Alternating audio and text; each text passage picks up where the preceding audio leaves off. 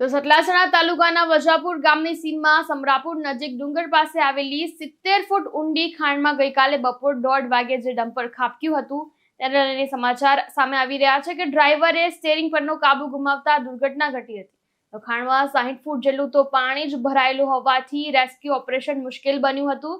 પાલનપુર અને વિસનગર નગરપાલિકાની fire brigade ટીમે તાત્કાલિક ઘટના સ્થળે પહોંચી રેસ્ક્યુ શરૂ કર્યું। બાદમાં એનડીઆરએફની ટીમે પણ જોડાઈને 30 કલાકના સતત પ્રયાસો બાદ ક્રેન દ્વારા ડમ્પર અને ડ્રાઈવરને બહાર કાઢ્યા હતા।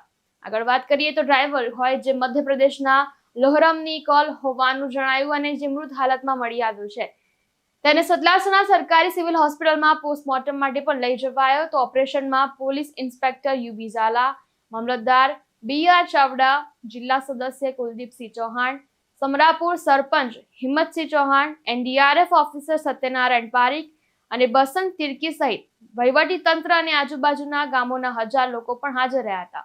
ગઈકાલે બપોરે લગભગ 1:35 કલાકે સમરાપુર ક્વોરી વિસ્તારમાં એક ટ્રક અને ડમ્પર ત્યાં ખાઈમાં ખાબક્યું હતું।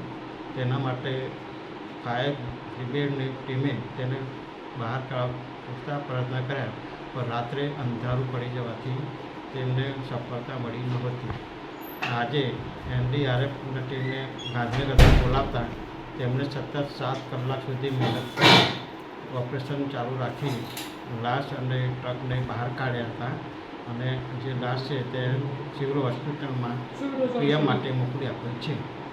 ભૂપતસિંહ ચૌહાણ સાથે ચક્રવાત ન્યૂઝ, સતલાસણા।